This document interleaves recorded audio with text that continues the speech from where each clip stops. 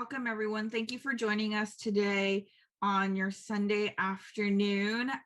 We are super excited to see you all. We have some returning faces here and new faces as well. My name is Ayaka, and I am a consultant with LSAT Unplugged.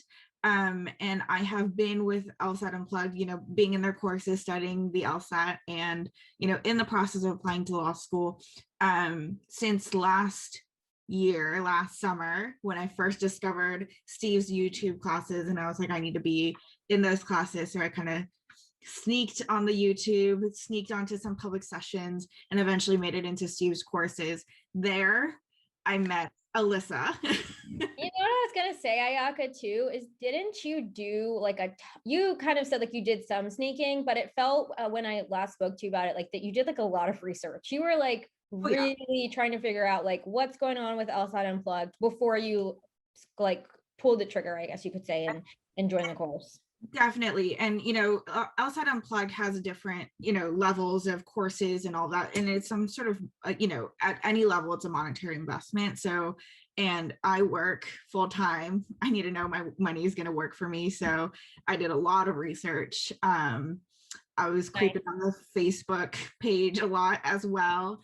And in a public session, I saw you, Alisa. I know I saw you in class and we DM'd each other. So that's kind of how I got started in LSAT Unplugged. I've, gone through the course for the LSAT. And then when I started to do the application process, essays, all of that, I just fell in love. I love writing essays. I love this sort of essay type, diversity statement, personal statement, all of that. And I got really obsessed with the admissions process. And Steve provided Alisa and I and a lot of the TAs, teaching assistants for the LSAT Unplugged course, opportunities to interview law school admissions. And that's kind of where this process has accelerated for me. I got to know a lot more about the admissions process, and Alisa the same. So we really wanted to share this information with you guys who are going into this process with us. So Alisa, let me hand it over to you so you can introduce yourself and we can kick it off. Nice. Hey, everyone. My name is Alisa. And as Ayaka said, we met in the LSAT Unplugged course. I have been working closely with Steve for over a year now.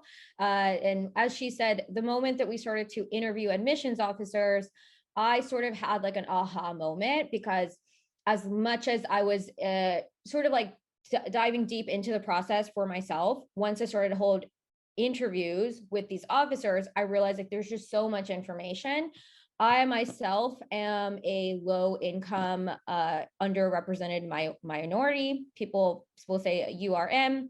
I have a lot of different things going on for me. And I'm also was on scholarship for Steve's LSAT Unplugged course. A lot of people don't know that if you have an LSAC waiver, you do have a scholarship automatically into Steve's course for a discounted fee. And I like to share that with everyone. I like to shout it from the mountaintops and let everyone know. So I'm going to go ahead and throw something up on my screen right now. Ayaka and I, let's see if I think everyone can see that. This is just like what's going on today. So we're just going to do a little bit of introductions, figure out where everyone is at. Please feel free to write questions in the chat at any time during this hour. We're going to give you an example timeline for where you should be at if you're applying to a fall 22 admission cycle. We're also going to cover some frequently asked questions. We get a lot of questions on letters of recommendation.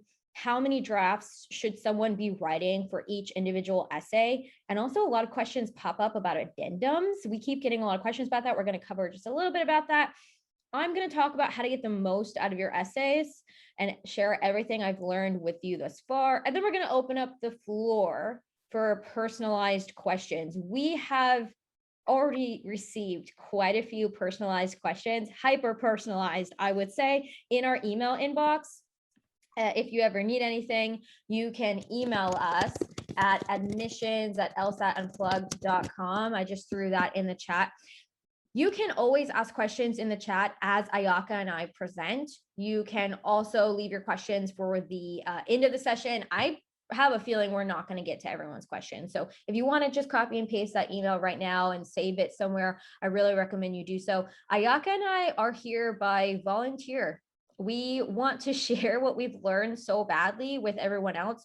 We just take this on as the two of us. So we're not here. There's not anybody else in the LSAT Unplugged course that is doing quite the exact same that the two of us have in terms of the obsession with admissions.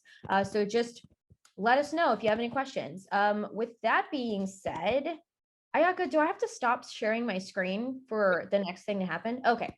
All right, so Ayaka's going to throw something up for everyone. I hope that this works. Okay. All right. All right.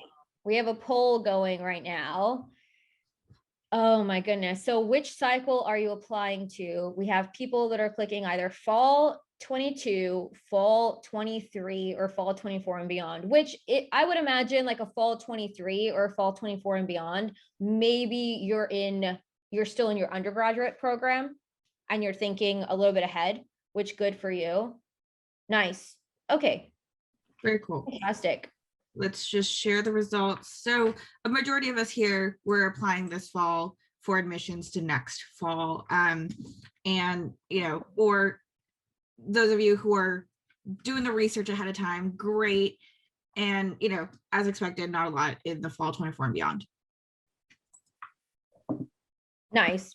We have a question in the chat. Do we think that it's going to be similar to last cycle? Quote unquote, heard it was pretty brutal. All I'm going to say is that historically, if the economy is not doing well, people go and get more education. That is, I didn't make that up. That's just historically what's happened.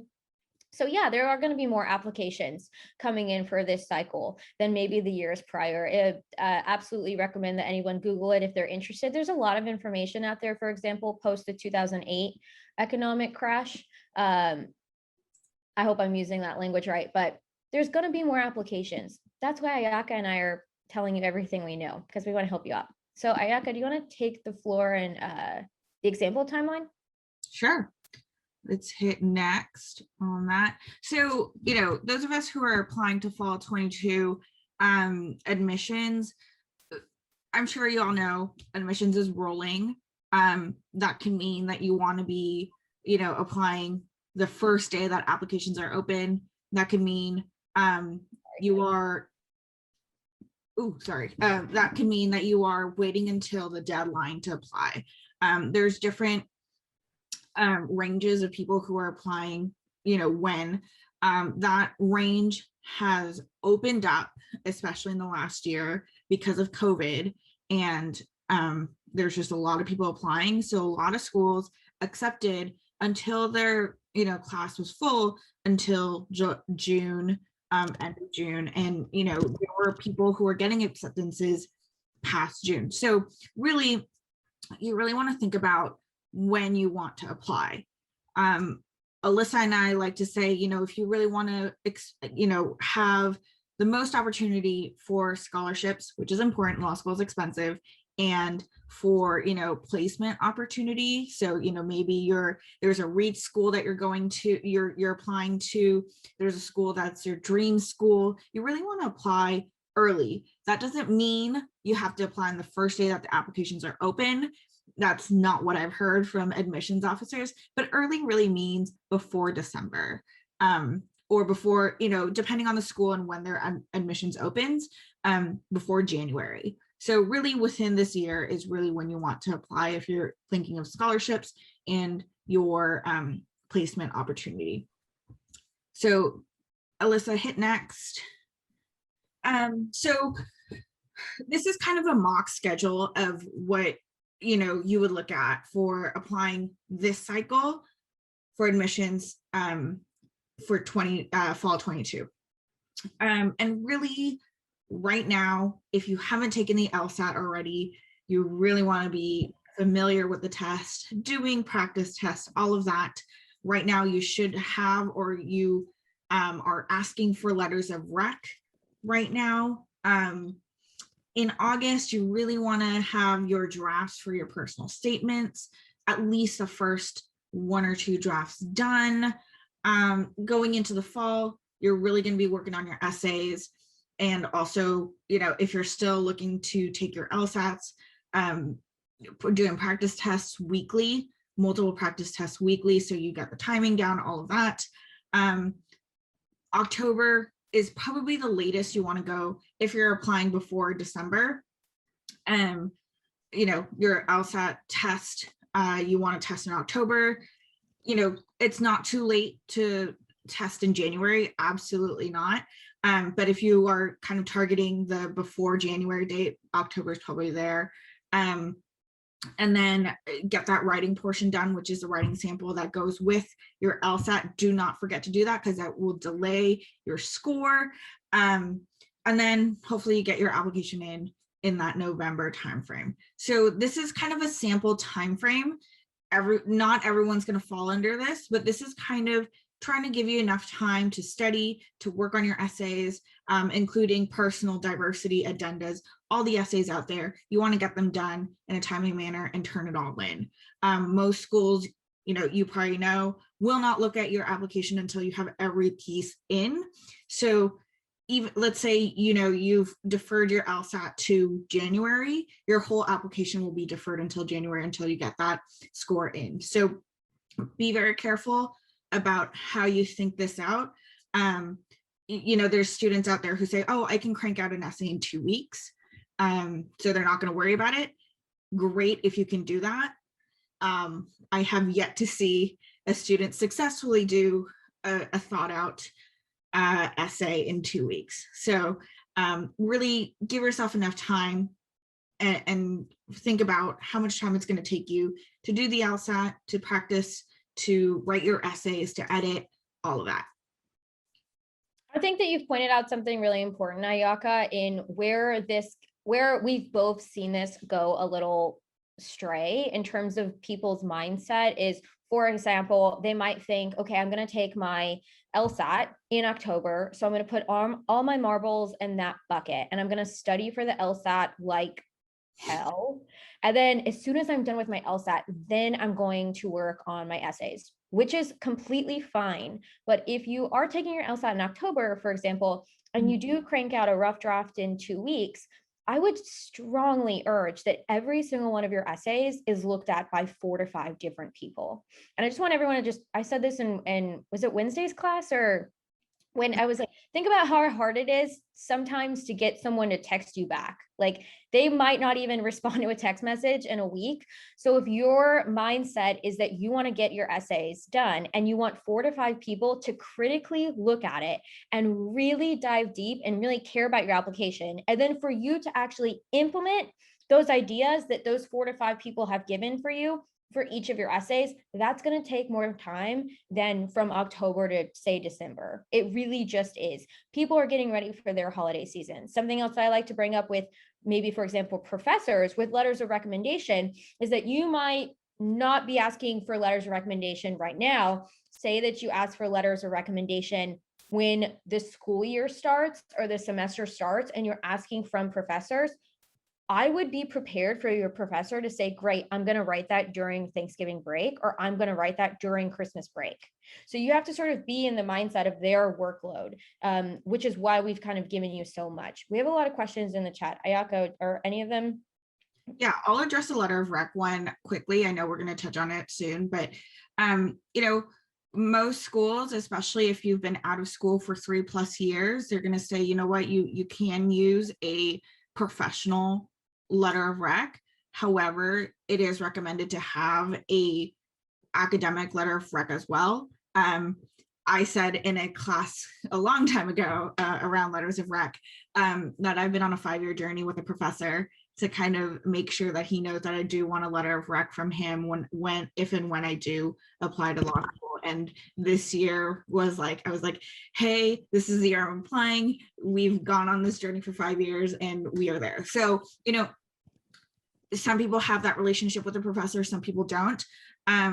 Just know that professors are kind of used to having people pop up a few years after graduation and say, hey, I need a letter of rec to this school that I'm applying to. So I would not fear approaching a professor when you can.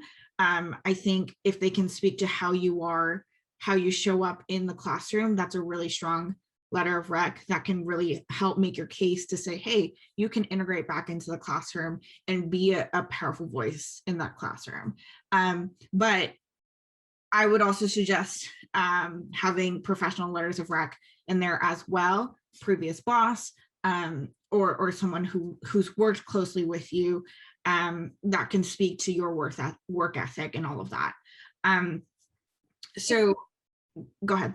Yeah, the most important thing about your letter of recommendation is that that person knows you very well and can write in detail about either who you are, what your character is, maybe tell a story that shows a better side of you. That you don't want a family member, never have a family member, or never have somebody who has a better title but doesn't know you as well. So there's definitely a balance there. Yeah, and I'm not skipping over you, Vika, but we'll get to that question in a second. Kenna, I've answered kind of a few questions in here, so I see that. I think it would be good to be able to come back to that conversation with the professor and say, hey, I think I'm planning to apply to law school at some point in the future. I would love to have a letter of rec with you, and kind of check in, have that conversation with that professor, because it's easier to ask if you have a relationship with the professor that hasn't been stale for the last 5 years, right? It's so much easier to say, hey, you remember when I asked for that letter of rec sometime in the future? This year's the year. So really be open to have that conversation, and understand that, it might not happen for another 5 years, or it might happen in a year, right? And just keep that door open. Ayaka, that's what you've done. Yeah. Wait a second. Ayaka, you have just the most brilliant story. And a lot of people, I know I did not know this. I had no idea during my undergrad that I could be creating relationships for letters of recommendation. I had no idea I was going to be interested in law school ever. So it's not a make or break, but it definitely helps a lot. Yeah, absolutely. And Reno, I know you're asking, is it inappropriate to view letters of rec before they submit on LSAC? The LSAC will ask you whether you want to view that letter. I don't, just because it could change the integrity of the letter. Right. I would absolutely, there's an option to waive your viewing of it.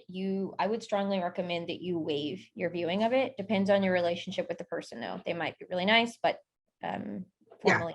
Yeah. And after your application, after you're admitted, you are able to look at your application with the letters of rec as well. So if you're curious, you can go that route. If you're nervous about someone not writing you a strong letter of rec, maybe you need to change who you ask for a letter.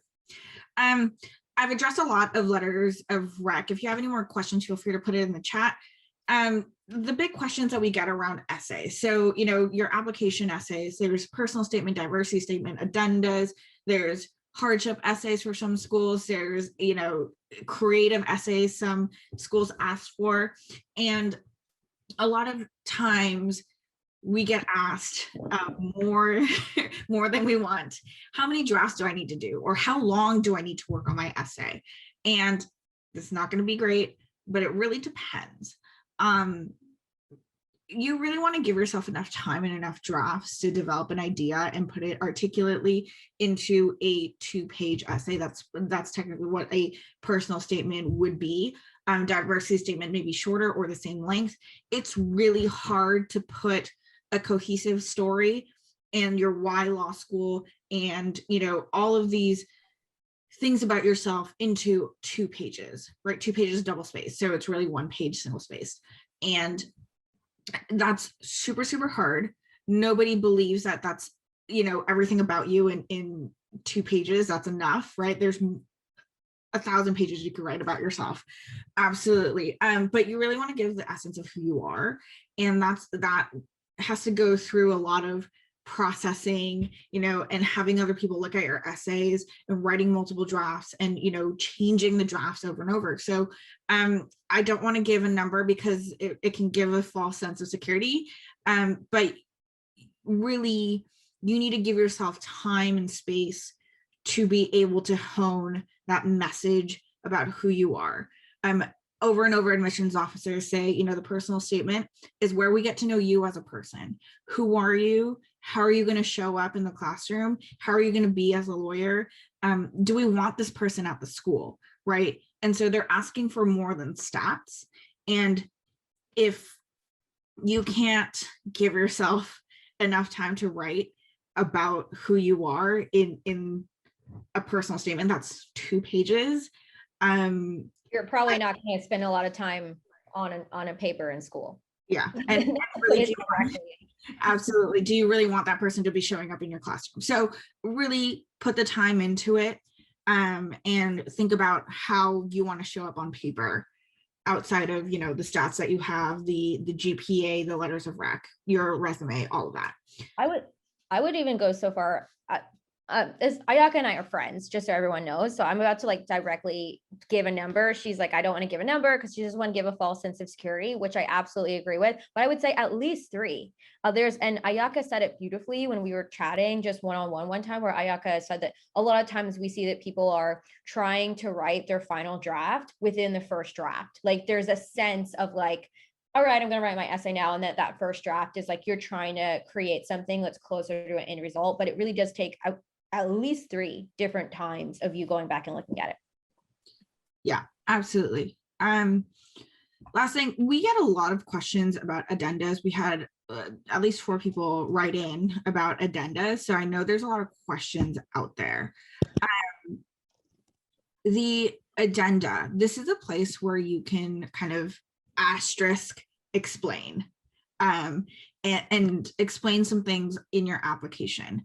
Now, there was a piece of advice that the director of admissions at GW Law gave, and he said, what you decide to put into your application is important.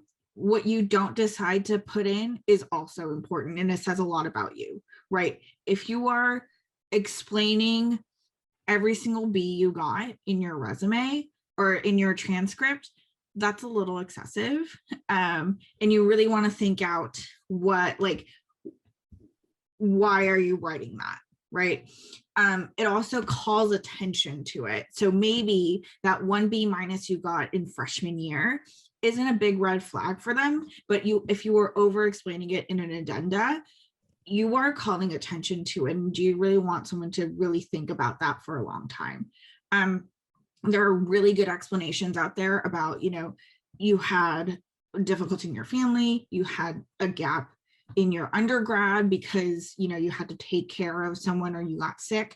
Those are absolutely valid addendas that should be written, but nothing, it should be matter of fact. It should be very straightforward, no flowery language. You really want to be straightforward about it and make it not sound like an excuse. One of the best things I ever heard about what to include, what not to include comes from Dean Z from University of Michigan Law. She has her own YouTube channel. I have a link to it in a following slide that I'm going to put up for you all. It's really fantastic, but she put it really nicely. Like we've gotten a lot of questions on like, do I include all my parking tickets? Do I include my outstanding balance at my undergrad because I forgot about this one textbook and I lost it? Like, do I include being arrested but not being charged? Like that is very gray waters. There are a lot of questions that can come up. The number one thing to think about, and I've gotten this directly from DNC, is the school is generally asking you about things that will come up for bar passage. So if the school is asking you, so for example, have you been charged? If you've been arrested but not charged, you do not have to necessarily disclose that you've been arrested. Now, you want to follow directions perfectly. Follow the directions of what the school is asking for. And if you have any sort of lingering questions, email the school and go a step farther. You can email your state's bar. You can really email them. So ask those questions and kind of figure out what's going there. But you don't have to include something like, I have 20 tickets if that's never really coming up, or just really think about it and ask a lot of questions. Yeah, and Alisa, I do want to make the distinction between character and fitness and the addenda. So addenda, really you want to talk about if you have something on your academic record that is, you had a gap year or, a semester where your, grades went down a little bit just because, you got sick, something like that, that's totally fine to include in your addenda. Something that, you were charged with, plagiarism, you went to jail for a day, anything like that, you really want to put in your character and fitness, because that will get caught in the bar. So, you really want to separate that out. Addenda is not a place for you to kind of spill your guts out and anything. Just make sure you know what the school's asking for. Ayaka, chef's kiss. I agree. All right, I'm going to go on. Okay, so I'm talking about editing circles. What this slide is for is how to get the most out of your essays. This files into the questions that Ayaka mentioned above, like how many drafts do I write and when do I start writing my essays? There seems to be like a general lingering, maybe like fear that if you start your essays too soon, somehow it's going to get watered down or different things like that. But this is an example of the different people that should and will be looking at your essays if you give it the amount of oomph that you should be giving it. As we mentioned at the top of the hour, when the economy starts to suffer, or for example, during a pandemic, when people's lives have been severely affected and changed, a lot of people seek higher education, applications go up. So you should be giving yourself all these different circles. So it starts with you.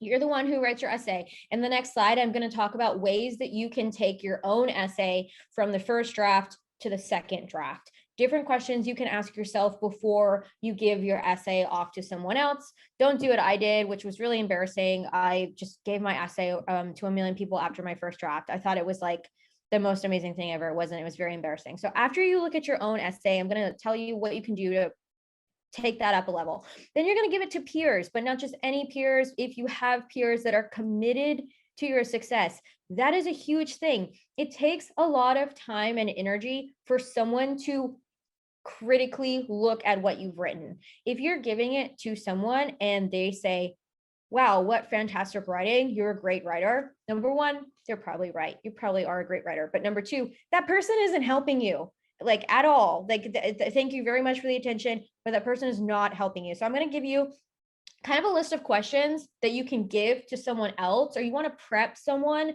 before you hand off your essay to them willy-nilly. There are people that are not applying to law school. There are people that are attorneys, but maybe they're not thinking about a law school admissions process. It is sort of a particular tone and style and structure that you need to be hitting, that if you're handing your essay off to someone who's not keyed into those ideas of what exactly it needs to say, you're not getting the best out of your time. They're not getting the best out of your time. The other thing is consultants. You would want someone who all they do all day long is read a lot of essays. They are reading a lot of essays going into law school applications. There's a lot of consultants that are for low income, like me, anybody like that. So it's not necessarily like you're having to spend a lot or a lot more time, but the biggest issue that is the reason why consultants are important is because they're strangers. They don't know your story. They don't know who you are. In the personal statement, as Ayaka hit on, you only have 2, sometimes 3. There is a school that I know that I've looked at that has a 3-page personal statement, but that school also has no diversity statement option.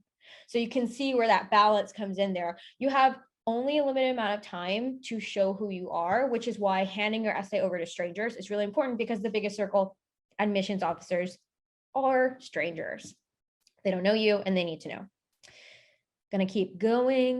Let's see. All right, so questions to ask yourself. I would recommend that you do this before you even sit down and do a rough draft. It's gonna save you a lot of time and hardship, and I've learned this the hard way. You just don't even wanna know what I wish I had known a year ago. So ask yourself, why do I want to go to law school? Please ask yourself this every single day until you have a 2 to 3 sentence answer. For some people, it's really simple.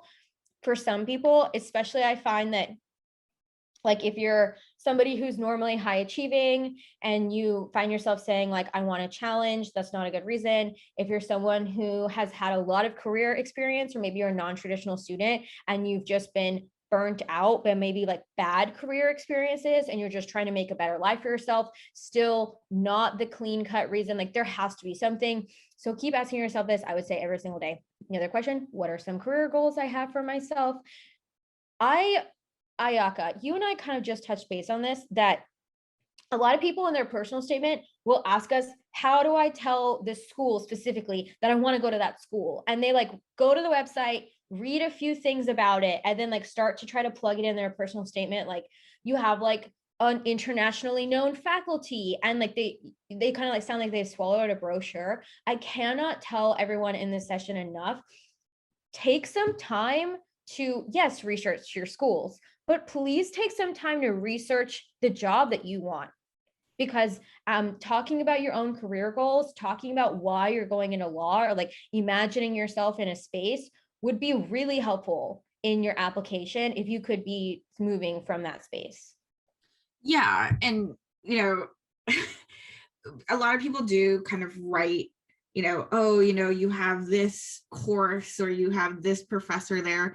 And I remember same guy, I was talking to GW Law's admissions director, Mr. Matthew Dillard, and he was just like, we know who is on our faculty. We know how great we are. You don't need to hype us up in the essay. So don't talk about, don't swallow that brochure and regurgitate it to us. Right. Don't hype up the school saying like you have the best this program. Like show us, don't tell us. Like show us what you're interested in. If you're interested in immigration law, like talk about maybe for example, like a law firm office who's doing the work that you could see yourself doing. Like that to me is a better, more researched candidate than just regurgitating what they're seeing on the website, saying like, I see this example doing the kind of work that I want to do, or like, this is how I envision myself in the career. And then going a step farther, you have to say, why do you want to do those things?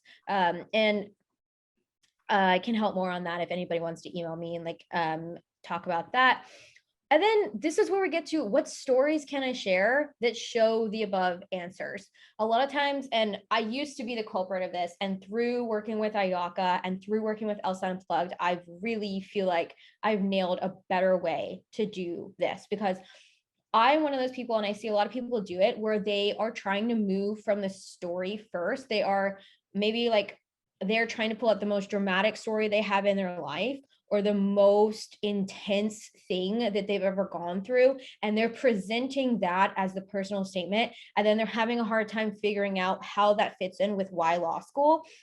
That, number one, everyone's intense stories are valid, and I want you to share that, because if it makes who you are, then please share it if it makes you who you are. But consider, is this my personal statement? Is this the reason why I want to go to law school? Or for example, is it a diversity statement? Is it an optional essay where you're saying, hey, I've been through this experience. This is what makes me also a very good candidate for law school. It can be something that makes you want to go to law school, but start at the top of this slide first, and you're going to have a much stronger essay.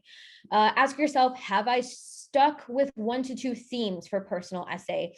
You really don't want to have your personal essay going a lot of different directions. This is not a pile up of saying like this happened and this happened and this happened and this happened. There are other places for that in the application. A personal essay is only, as we keep saying, 2 pages, sometimes 3, but it's really hard to showcase a billion things in just that amount of time.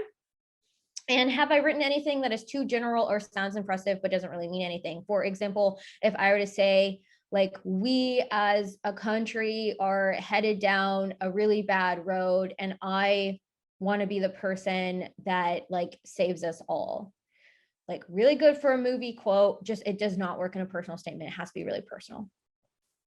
Alisa, if I may jump in here, I think, we ask these questions, whenever we work one-on-one with the student as well, because we do want to steer students away from, common mistakes and common things that we see in an essay.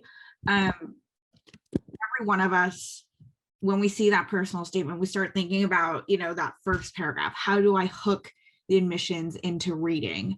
And, I see it all the time. It's not a bad thing. But I think you need to think for yourself whether that hook is consistent with your message. And more times than not, and I mean like 9 out of 10 times, we are cutting that first paragraph. in our first meeting working with a student, we're saying, hey, that's just unnecessary information. Let's cut to the chase. So really think about that. I think as a thought process and as a process of writing, you can write that hook just to get it out there. And, you know, a lot of times we are cutting and adding and cutting and adding in the editing process. So, you know, there's no bad way to start a draft. Write it. Eventually we may cut it. You may cut it. You may be adding more things. Just know that it's a process. So you're never going to get it right on the first time unless you are an amazing final draft writer on your first try. I think, you know, when we talk about themes, a lot of people talk about the most impactful story that they have that they think is impactful. The other way to think about it is, you know, if you were to introduce yourself and talk about the first, you know, tell me 10 things about yourself. Are you going to include that story in that introduction? This is an introduction of yourself to admissions. And if it's not going to be there, is it really, you know, is that really who you are? Yeah, like for context, Ayaka is mentioning that like we'll see essays where the first sentence is like, I was jumping out of plane and like on the way down, I was thinking about like my whole life. And then like it just switches and they're like, so anyway, I was in my school classroom, and we're like, what? It has to make sense and be a plumb line. Absolutely. Okay, so all of these different things, and I'm sure I forgot some, can all show different parts of you in a way that adds to your story. I absolutely cannot let anybody leave this session without the special star next to letters of recommendation and resume. If you are thinking of these items as a one and done because you're thinking of them as being, what's the word? Objective? What's it when it's like stuck in stone? When set in stone, it's done. It's somebody set in stone. If you think of your letter of recommendation and your resume as set in stone, fixed, Christina, coming through. If you think of these items as fixed, you're doing yourself dirty. Okay, like for example, we had a question above of like, can I ask to see the letter of recommendation before it's written? Imagine there's like a timeline of the letter of recommendation. That person might be thinking like, ask for the letter, then that person writes the letter, and then you're like, what was in the letter? That's not what you should be doing for yourself. You're applying to go to law school, which means that you are a mature, communicative adult, which means that you can ask your recommender to write things in the letter that might paint a portrait of you that maybe is not showing up somewhere else. For example, I have a background of being a classically trained professional dancer. If you see a resume or everything about me and my undergraduate degree that shows artist, you might not know about me that I'm also incredibly interested in books. I love to research. I have this other thing going on in my life.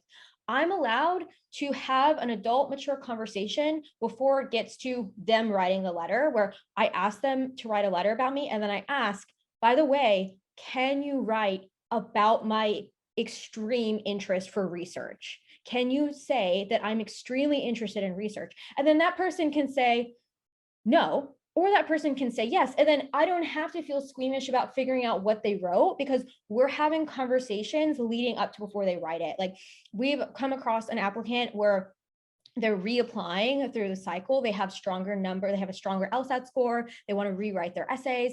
And they told us, oh, my letters of recommendation are done. And my first question to them are they done? Or have you had conversations with your recommenders? Multiple conversations. It doesn't have to be like a fixed thing. Like, will you write it? Yes. And then you go away. I'm like, well, you wouldn't get married like that. Not to say it's the same thing as marriage, but you wouldn't be like, do you want to get married? Yes. You'd be like, you'd have conversations. So I really encourage everyone to, if somebody is close enough to you or you feel would write you a letter, also have enough courage and enough maturity to ask for a meeting before they write it. And you can come prepared with, hey, my whole application will make it look like I'm interested in only this. Could you write an anecdote about maybe how I'm a leader? Or like so you want to look at the whole thing as a puzzle. If you're missing a quality that might not be apparent in your essays, on your resume, in your transcript. You can ask the person to write a story about that. Say, for example, you want them to write about the fact that like you have an incredible amount of empathy and like you have a server heart. Like talk to them about stories, like and ask them to do that. Same thing goes with your resume. It doesn't have to be fixed to what your professional work has been. You have an opportunity to show many stories of how you spend your time. Absolutely. And I think what you said is, perfect. Of it's a puzzle and you really want to show, a really good picture of who you are. So these letters of rec, I have one that's coming from a professor from 6 years ago. And I sat down with him. I traveled to Berkeley. I'm in Portland right now. I was working in Tokyo at the time. I traveled to Berkeley and said, hey, can I get coffee with you? I really want to talk to you about this letter of recommendation. That's not necessary. I think it's a little bit extreme. I love this professor and I needed to catch up with him. But it's those people who will write you those glowing letters of recommendations, right? So you really want to get those.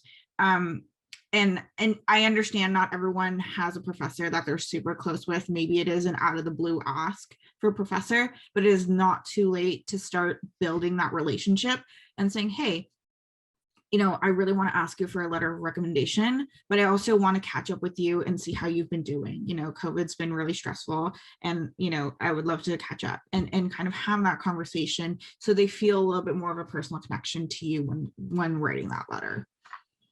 Beautifully said. And again, that takes time. So if you're kind of thinking to yourself that all these are going to be like one and done, it's just every single thing takes a little bit of time because you kind of have to have a built-in team of people that are going to help you get the application and show yourself the best. All right.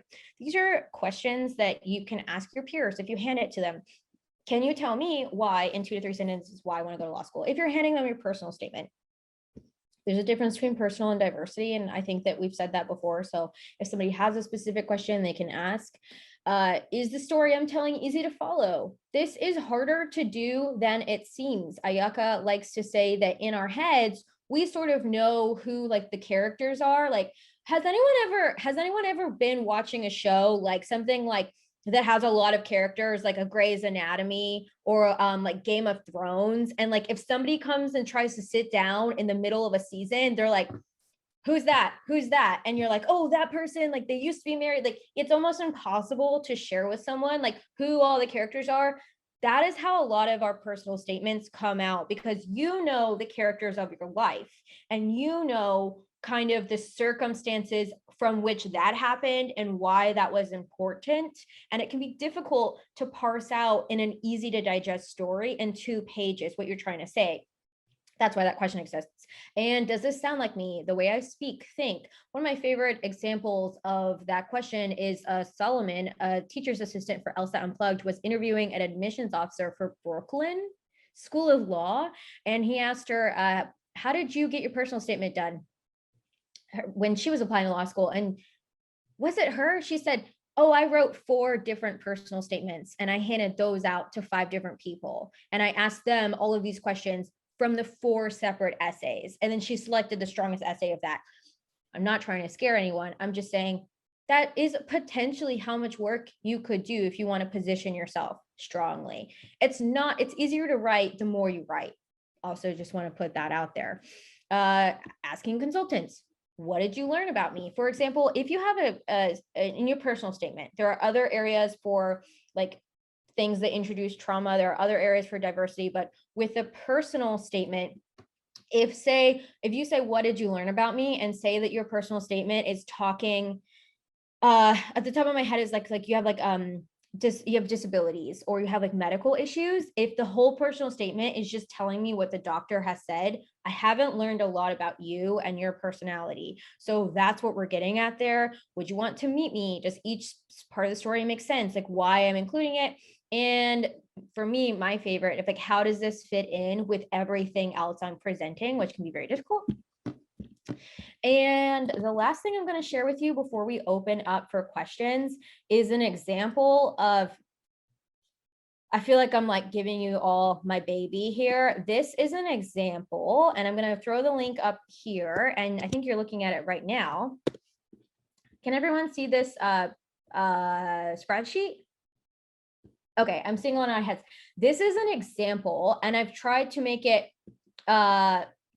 not pertaining to me, but this is an example of the way that I personally, you are looking at edited version of how I keep track of the different materials that I'm sending to each school. So I have, like, for example, you would have more match schools, 2 schools that are reach school, 4, I would say up to 4 schools, maybe, like more schools that you feel that your stats match with, and some safety schools. You would have the website link here because you need to follow directions. Everyone gets your transcript. Everyone gets an LSAT personal statement. You can see here that some of them are 3 pages, some of them are 10 points, some of them are 11 point. It's color coded by which materials are going to go to each school. You can see some of them have a blue optional essay. I have letters of recommendation. Some of them have 2, some of them have 2 to 3.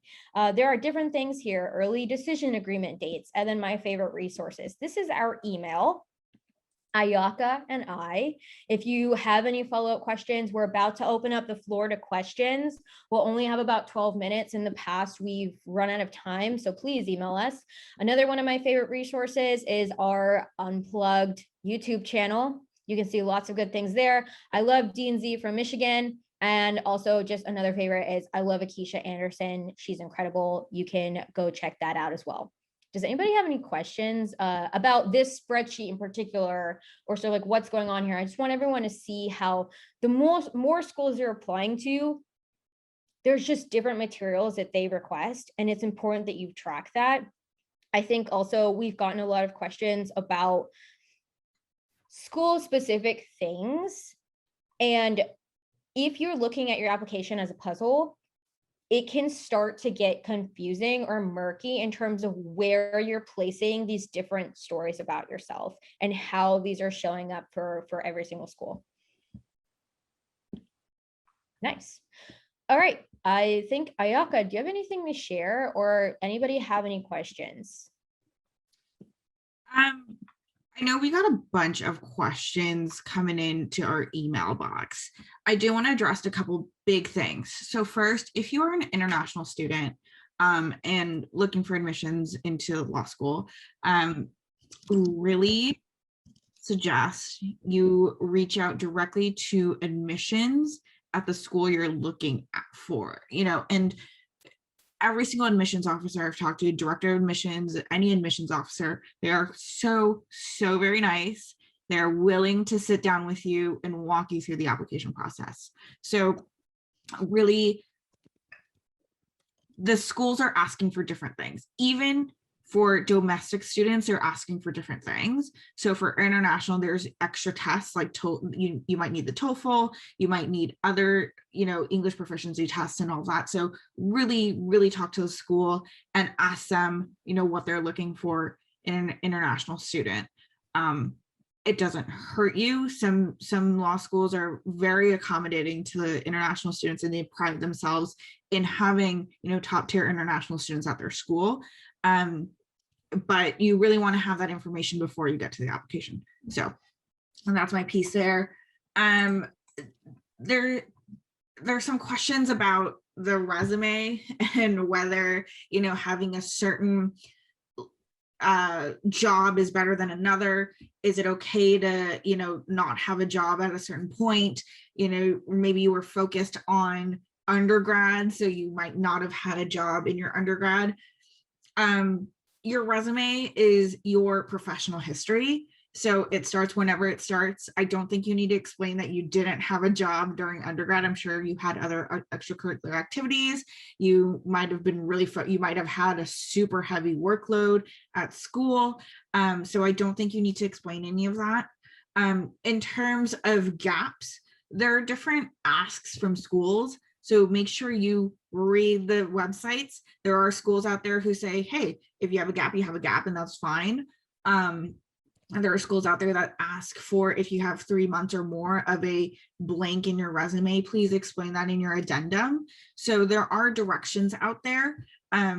If you are unsure about anything, ask that specific school whether you need to include that in your resume or not. And there's 100 reasons why you might have a gap in your resume. You could have been traveling, you could have been moving between jobs, you could have moved continents. There's different things out there. And then prestige of jobs. I've never heard of an admissions officer say one job is better than another. Never. Right. And Alisa, I remember there was someone like a year ago who asked, like, is it okay to have multiple part-time jobs on their resume? And the admissions officer was like, of course, we all have to pay our bills. We're all working, and there's no shame in having one job or over another. And just because one seems more prestigious than the other doesn't give that person more merit, right? So there's no choice of job that is more likely to get you into law school than another. So hopefully that clears that up about resumes. I see a couple questions in the chat. I know, Alisa, you're answering some of them. I wanted to actually, answer Christina's. You're picking up on exactly what I was going to share. Yeah. So yes. So I suggest at habit you put your LSAT number on all documents you're submitting. So personal statement, diversity statement, resume, just put it on the top right or top left, whichever makes sense for you in that header, just so they know and can control the documents that are coming in. If you have been out of school for 5+ years, you need to add your college activities on the resume. I think that depends. If it is something that's informed your career and you can kind of see that line, it might be nice to have it. Maybe it's some, mention at the bottom of like work experience or experience during undergrad and kind of write it out. There's some experience that, if it was like 1 week of internship or something like that, which, we have stuff like that out there in undergrad, and you're 5 years out and you have so much more experience to talk about, it's probably not as important. There's some stuff that I've dropped off my resume because my resume without editing is 4+ pages just because of the work experience. I have international work experience, and I've been out of school 5+ years. So those small things that we've done in undergrad become less and less important. So really, maybe it is just one line on your resume if you are at that point. Right. And it all depends. Like Ayaka and I have talked about this before. I think actually in our Wednesday night class, which will be published both on the podcast and on YouTube, it was just this following Wednesday, we talked a lot about resumes. We called it Resume 1-on-1. And we both shared that Ayaka and I we get along so well, but we're such extremely different candidates. For example, I had a very different undergrad experience that just happens to, I have a 2-page resume and my undergrad experience happens to take up 1 page on my resume because that's how many things were going on there. So I don't have to knock it because I've been out of school for 7 years. That information is actually extremely relevant because it's my last upper education and I'm applying to go into education. So there's also that really important note there that you are applying for an academia setting. So what you did in academia is relevant. It just really depends. We have another question coming in here. Yeah, master's degrees. So your master's degree will not affect your undergraduate GPA. So if you're looking for a GPA boost from an undergraduate degree, it's not going to boost that for you. It may show if you have been out of school for a bit, or if you felt like you didn't show up strongly academically in your undergrad and you want to show admissions that you can show up strongly in in the classroom, that may be something that can help you in your application.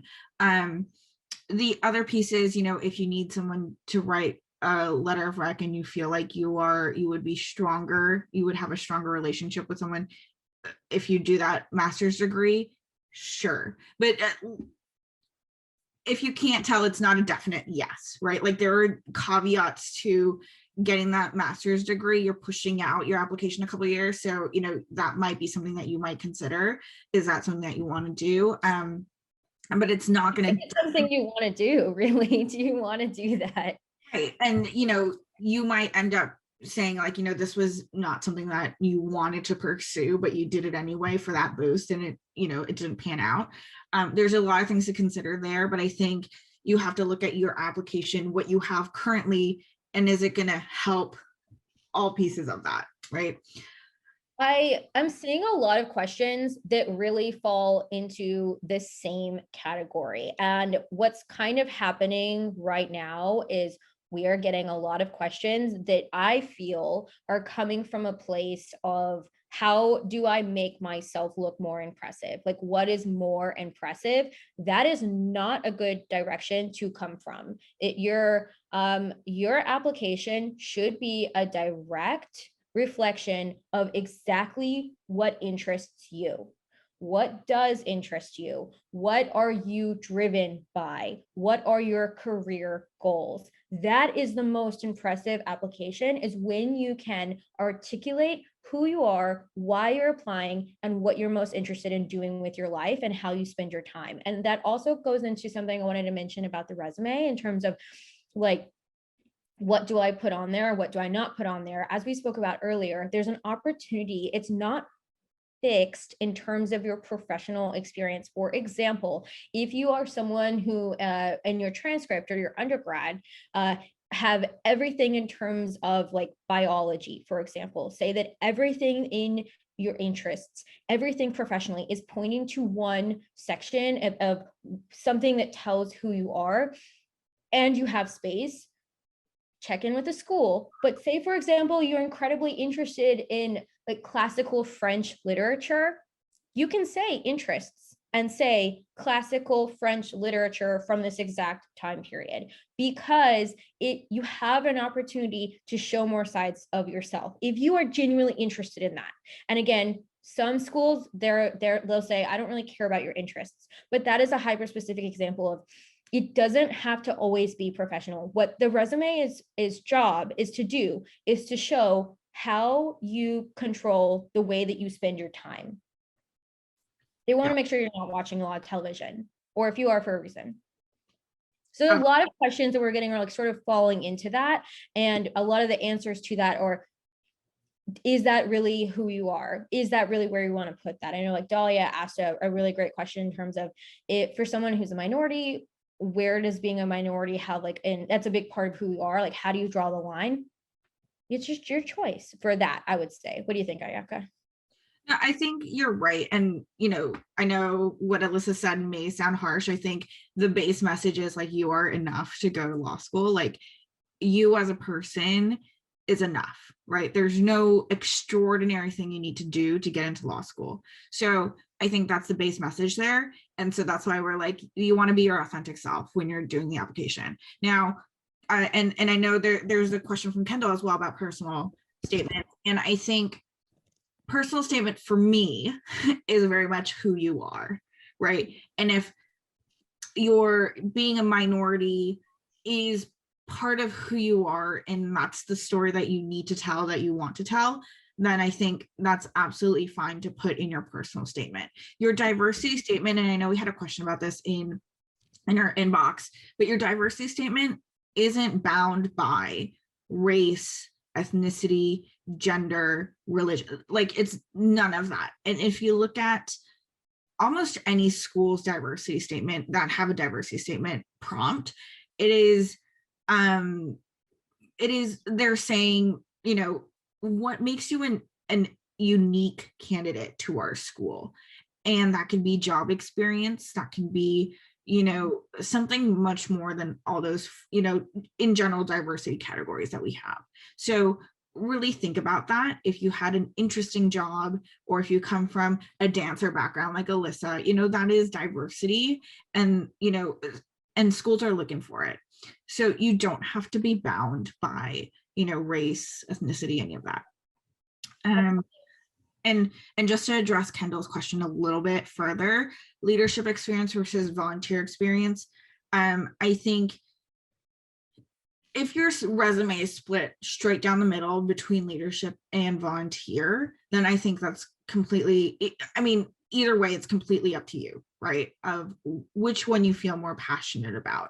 But if you're like, oh, I need volunteer experience, and you have maybe one experience from years ago that you're saying has, has this magnificent impact on your life, but you don't have volunteer experience after that, then I think that's something that's like, maybe that's not a convincing conversation in your personal statement.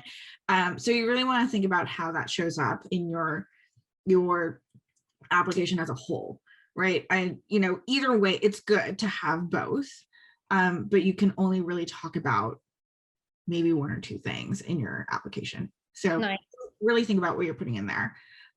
We are at the top of the hour. So thank you all for joining us today on your Sunday. We are always here at the admissions at LSAT Unplugged email. It is Alisa and I answering those emails. So if you have any questions that weren't answered, and I know we didn't get to all of them, but feel free to send them in, and hopefully we'll see you on another one of these sessions. All right. Bye, everyone. Bye. Thank you. Thanks for tuning into the show. Please subscribe if you haven't done so already to be notified of new episodes as I release them. And feel free to reach out if you need anything at all as you move forward with your prep. I'm happy to help however I can. In the meantime, I wish you all the best and take care.